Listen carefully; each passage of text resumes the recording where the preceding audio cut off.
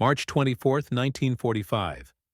Combat Information Center, USS Bush, northwest of Okinawa.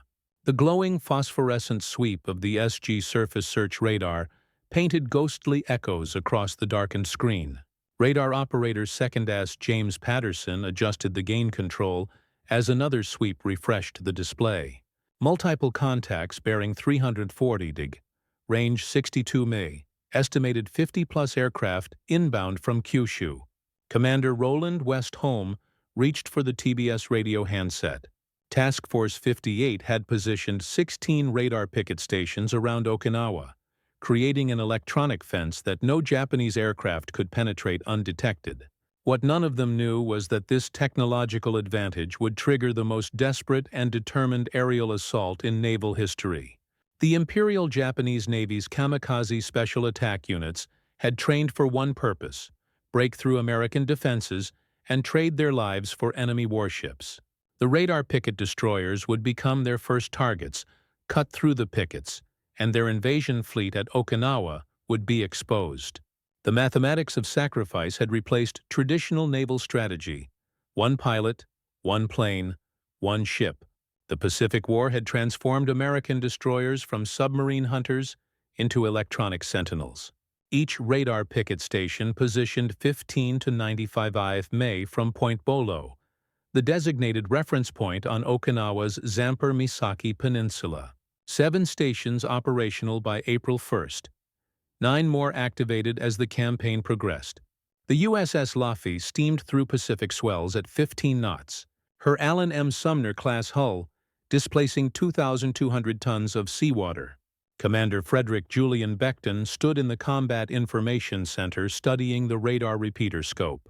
His ship carried 336 men and an arsenal of anti-aircraft weapons specifically configured to destroy incoming aircraft. 6 5 dual-purpose guns in twin mounts, 12 40mm Bowers in 2 quad and 2 twin mounts, 11 20 Maricon cannons, and mounted throughout the ship the latest fire control radars that would make naval history. The Mark 37 gun director with Mark 25 fire control radar. The Combat Information Center represented American technology at its most sophisticated.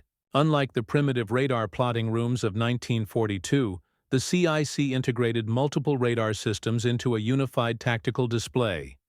Air search radar with ranges exceeding 60 miles, surface search capability to 15 miles, height-finding equipment to determine aircraft altitude, fighter direction circuits linking the destroyer to combat air patrols overhead. The mathematics were revolutionary. Traditional visual gunnery achieved hit rates of less than 2% against maneuvering aircraft.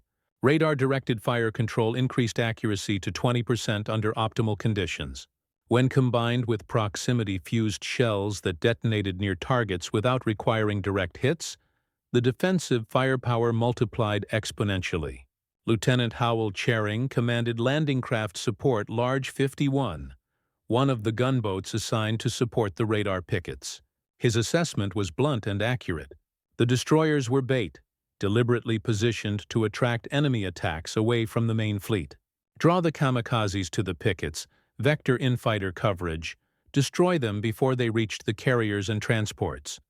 Aboard the training base at Kanoya Airfield, Lieutenant Yukioki reviewed his attack. Orders with the pilots of the 2001st Air Group. Operation Kikusui. Number 1 Floating Chrysanthemums. Kamikaze aircraft and 341 conventional bombers would strike the American fleet in coordinated waves. The youngest pilot was 17 years old. 7 days of training had taught him to fly in formation and identify ship types. 2 days of takeoff practice, 2 days of formation flying, 3 days of approaching and attacking a target.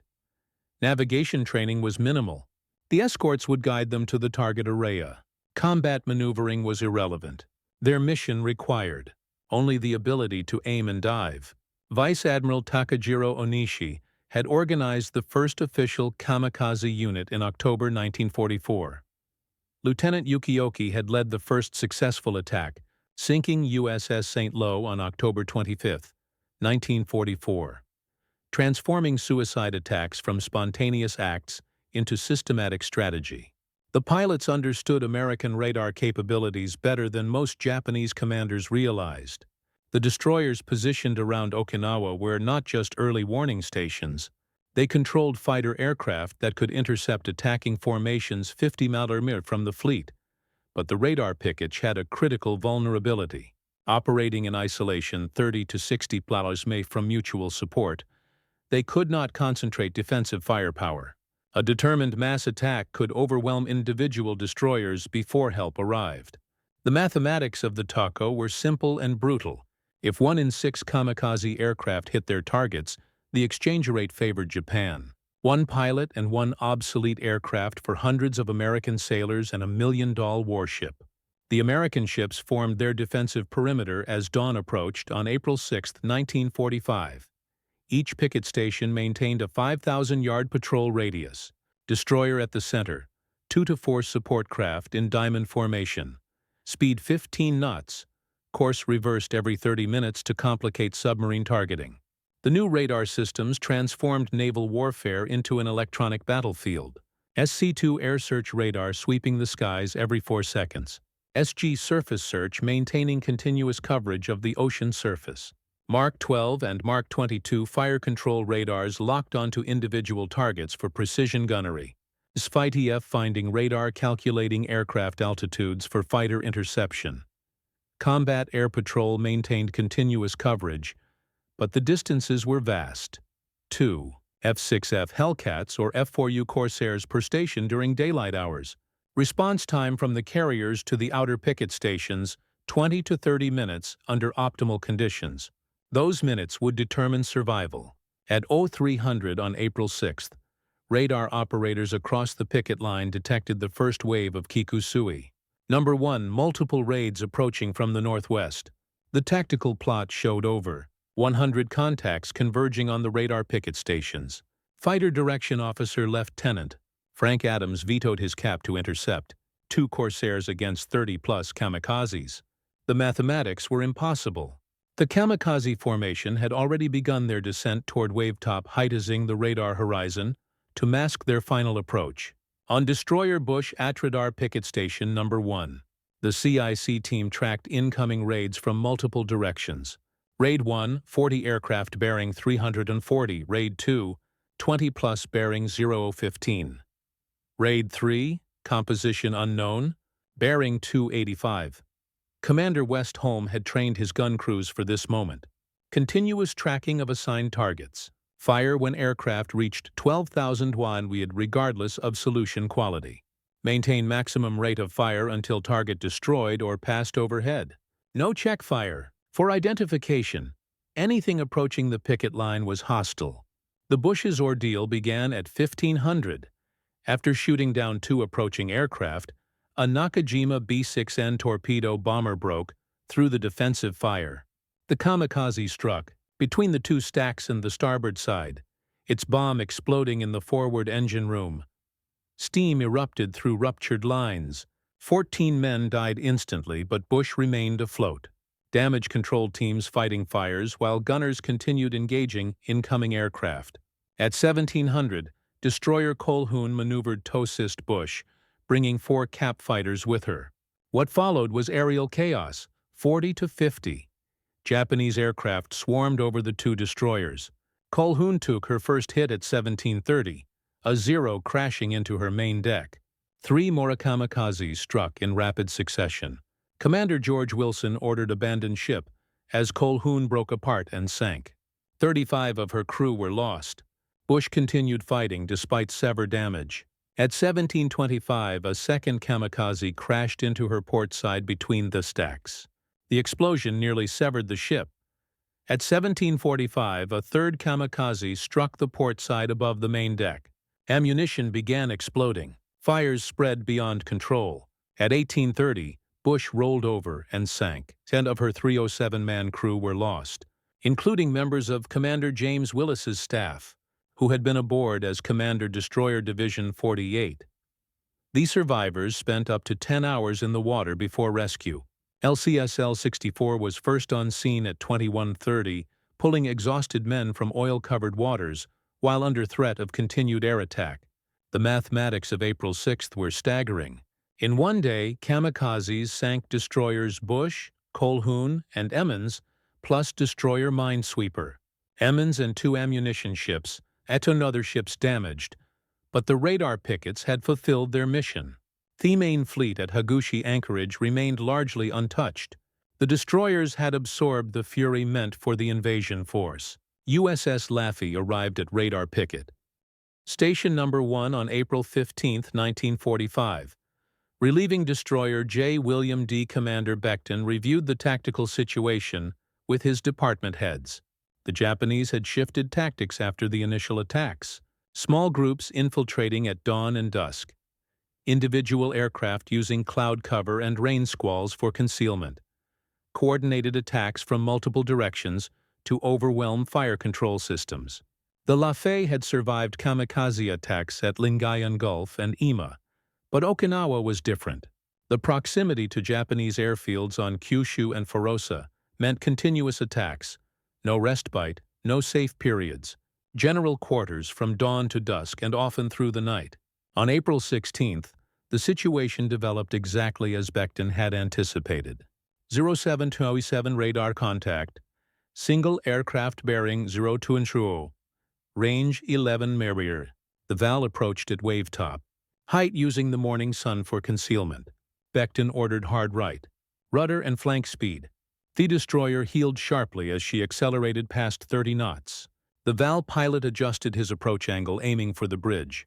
Range 2,000 Walid, all starboard guns firing. The aircraft absorbed dozens of hits, but kept coming. At 500 wide, a 5-inch shell detonated directly beneath the Val.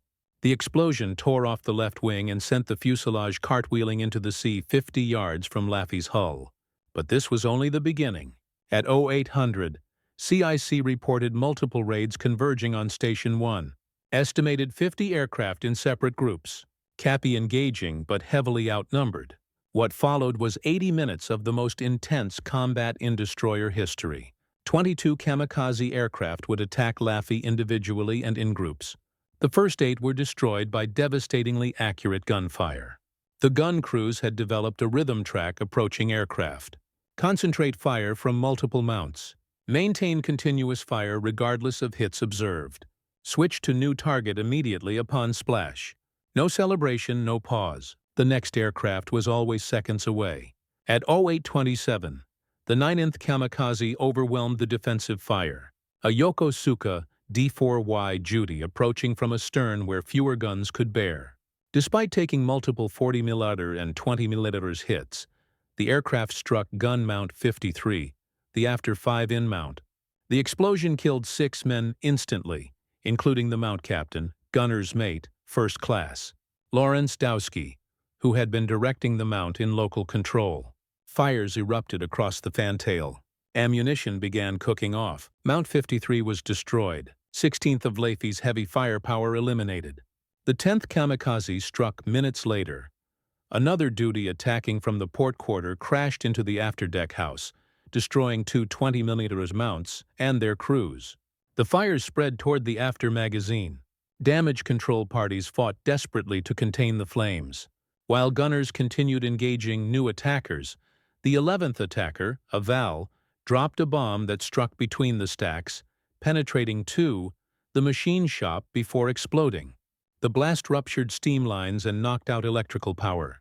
Half-gun mounts 42 and 43 lost power and had to be operated manually. Rate of fire dropped dramatically. At 0900, Laffey faced her most desperate moment. 4 kamikazes attacked simultaneously from different directions. The overwhelmed fire control system could only track 2. The first Val crashed into mount. The second struck the port side near the waterline.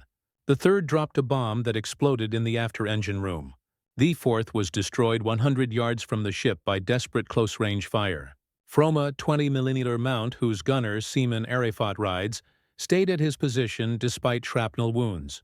Laffey was burning from bridge to stern. Her rudder jammed hard left, forcing the ship into a continuous circle speed reduced to 8 knots, 1/3 of her crew casualties. 6 gun mounts destroyed or damaged. Commander Becton received damage. Reports from all departments. The situation was critical, but not hopeless. The forward guns still functioned. Damage control teams were containing the fires. The ship remained afloat despite massive damage. When Assistant Communications Officer Lieutenant Frank Manson asked if they should prepare to abandon ship, Beckton's response became legendary. "No, I'll never abandon ship as long as a single gun will fire." A nearby lookout added quietly, "And if I can find one man to fire it."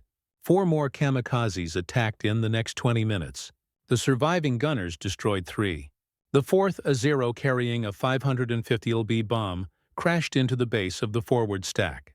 The explosion lifted the entire bridge structure before slamming it back down. Every man in CIC was knocked unconscious momentarily. When they recovered, thick smoke filled the compartment. Radar scopes flickered and died. For 3 critical minutes, Laffey was blind and mute. The 20th kamikaze approached during this chaos without radar warning or coordinated defense. Individual gun crews engaged on their own initiative. Gunner's mate First Class Robert Carr on Mount 44 spotted the Val diving from 8,000 ft. Despite the mount operating in manual mode, his crew maintained tracking and fired continuously. The Val exploded 500 ft above the ship, showering debris across the forward deck. The 21st kamikaze came from astern, hidden in the smoke of Laffey's own fires. A Kate torpedo bomber at wave height. It aimed for the forward magazine. Seaman Foutride, still at his damaged 20mm mount, saw the aircraft emerge from smoke 400 yd away. He triggered a long burst walking traces into the Kate's engine. The aircraft staggered, nose down, and crashed 30 yards from Laffey's port side. The explosion drenched the burning destroyer with sea-ater that helped suppress fires. The 22nd and final kamikaze approached at 0947. By now, Laffey had been under continuous attack for 80 minutes. The crew exhausted, ammunition running low, defensive firepower reduced by 70%. But LCSL 51 had been fighting alongside LF throughout. Lieutenant Charing ordered maximum speed and positioned his gunboat between the kamikaze and the destroyer. The Val pilot had seconds to choose: continue toward the valuable destroyer or accept the lesser target. He chose Laffey. The kamikaze passed 50 ft over LCSL 51, its fixed landing gear nearly striking the gunboat's mast. Charing's gunner poured fire into the aircraft's belly. The Val began trailing. Smoke, then flame. It crashed into the sea 100 yd from Laffey. The battle was over. Laffey had survived 22 kamikaze attacks in 80 minutes. Hit by 6 aircraft and 4 bombs. 32 killed, 71 wounded. But she remained afloat. Her survival seemed impossible. But the mathematics told the real story. Laffey's gunners had fired over 8,000 rounds of ammunition. They destroyed 9 kamikazes with a direct gunfire and damaged 4 others severely enough that they missed or crashed short. The fire control radar had maintained tracking solutions despite battle damage. The proximity fuses had multiplied defensive effectiveness. The Combat Information Center had coordinated. The defense, even when partially disabled, technology and training had prevailed over sacrifice. The radar picket system at Okinawa represented a fundamental shift in naval warfare. For the first time in history, electronic detection and fire control had become more important than armor or speed. The destroyers stationed around Okinawa were not just scouts. They were command and control platforms managing a 3-dimensional battle space that extended 60 mi horizontally and 30,000 ft vertically.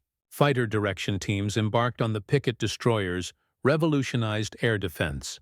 During the Okinawa campaign, they controlled over 5,000 fighter interceptions, resulting in the destruction of approximately 1,900 enemy aircraft before they reached attack positions. The radar had seen what human eyes could not track, what human minds could not process. Guided weapons, too, targets in darkness, weather, and smoke. But the human cost was staggering.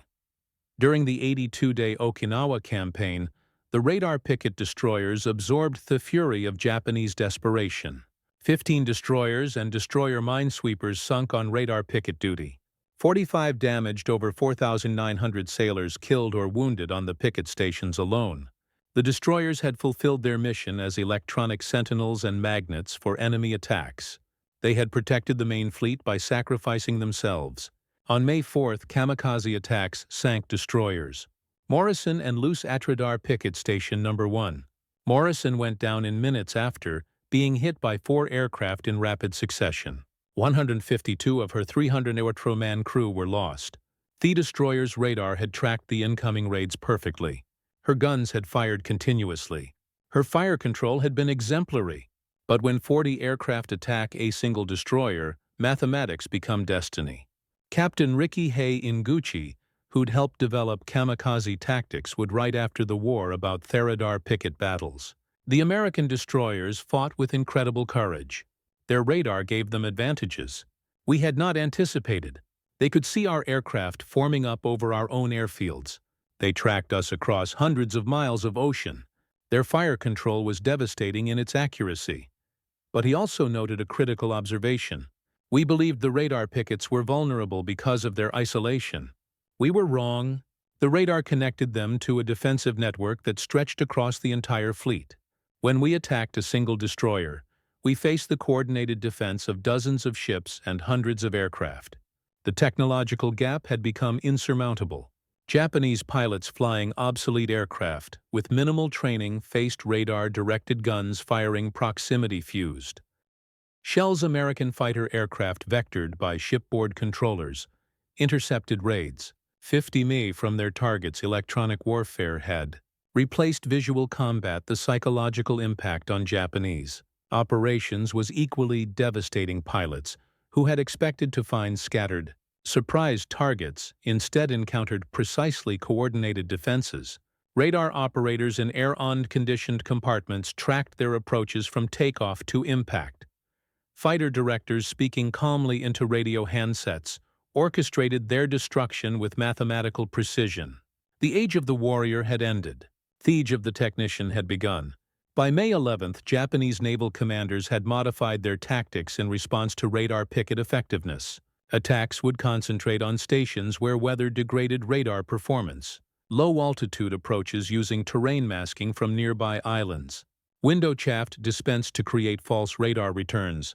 Electronic warfare had evolved on both sides. But the Americans continued to improve their systems faster than the Japanese could develop countermeasures. New SP height-finding radars eliminated blind spots. In vertical coverage, improved IFFF systems prevented friendly fire incidents.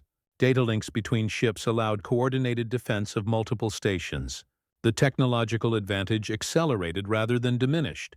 The destroyer Hugh W. Hadley at Picket Station 15 demonstrated the evolved defensive capability on May 11th under attack by over 150 kamikaze and conventional aircraft in multiple waves. Hadley's CIC managed 6 separate radar plots simultaneously, while directing 12 cap fighters and coordinating gunfire with 3 supporting ships. The result, that enemy aircraft destroyed. Hadley severely damaged but afloat, 28 dead, 67 wounded. Without radar, the outcome would have been annihilation. Commander Melanie, Hadley's captain, would later report, "The radar picket duty was the naval equivalent of the infantry pointman out front alone and the first to get hit. But unlike the infantry pointman who could only see a few yards ahead, our radar gave us the eyes of an eagle. We could see death coming from 50 mi away and prepare to meet it." The industrial implications were equally decisive. American shipyards were producing new radar sets at rates exceeding 200 per month. Japanese aircraft production had fallen fewer than 500 planes, monthly, most of obsolete design. The mathematical equation was inexorable. American technology was advancing faster than Japanese. Pilots could be trained. Each destroyed kamikaze represented months of training investment that could not be replaced. Each damaged American destroyer returned to service with improved equipment and experienced crews. The attrition warfare that Japanese commanders had calculated would exhaust American resolve instead demonstrated American industrial supremacy. On June 22, 1945, organized Japanese resistance on Okinawa ended. The radar picket stations had been operational for 90 days. During that period, they had tracked thousands of air attacks, vetoed fighters to intercept over 1,900 raids, and directly engaged approximately 600 kamikaze aircraft that penetrated to attack positions. The strategic implications transformed Pacific warfare. Operation Downfall. The planned invasion of Japan incorporated massive radar picket lines based on Okinawa experiences. Hundreds of destroyers equipped with the latest radar systems would create electronic barriers around invasion fleets. Fighter direction would be centralized in purpose-built command ships. The Japanese homeland would face not individual ship defenses but integrated air defense networks spanning hundreds of miles. Admiral Mate Ugaki, commander of the 5th Air Fleet, made his final assessment before conducting his own kamikaze attack on August 15, 1945. The American radar pickets have created an invisible wall around their forces. Our pilots crash against this wall like birds against glass. We see the target but cannot reach it. Technology has defeated spirit. The USS Laffey survived the war and served for another 30 years, eventually becoming a museum ship. Her radar arrays, though primitive by modern standards, had represented a revolution in naval warfare. The ability to see beyond visual range, to track multiple targets simultaneously, to direct weapons with mathematical precision, had changed combat forever. Commander Beckton, reflecting on the radar picket experience, provided crucial insight. We proved at Okinawa that wars would no longer be won by the side with the bravest warriors or the most willing to sacrifice. Wars would be won by the side with the best technology and the industrial capacity to produce it in overwhelming quantities. The radar picket destroyers were not just ships. They were the embodiment of American technical superiority. The human cost had been terrible. Nearly 1,000 American naval personnel killed or wounded on radar picket duty alone. Nearly 2,000 kamikaze sorties flown. Hundreds of young Japanese pilots crashed into the sea, achieving nothing but their own deaths. But from this sacrifice emerged a new understanding of warfare. Electronic systems would determine future battles. Information superiority would prove more decisive than firepower. The ability to process and act on data faster than an opponent would become the ultimate weapon. The radar picket destroyers had not just defended against kamikazes. They had demonstrated the future of warfare. In the depths of the Pacific Ocean, dozens of destroyers rest on the ocean floor alongside hundreds of Japanese aircraft, their crews honored by both sides for courage in the face of impossible odds. But their sacrifice marked more than heroism. It marked the moment when technology became the dominant factor in warfare. The moment when radar operators in darkened combat information centers became more important than admirals on bridge wings. The moment when mathematical calculations replaced warrior intuition. The future belonged to nations capable of producing sophisticated electronics and training operators to use them effectively. The radar picket destroyers of Okinawa had not just won a battle. They had revealed the nature of all future conflicts. The invisible electronic battlefield would determine victory. The nation with superior sensors, processes, and data links would dominate. The age of electronic warfare had begun, written in the steel and blood of radar picket destroyers that stood between kamikazes and the American fleet.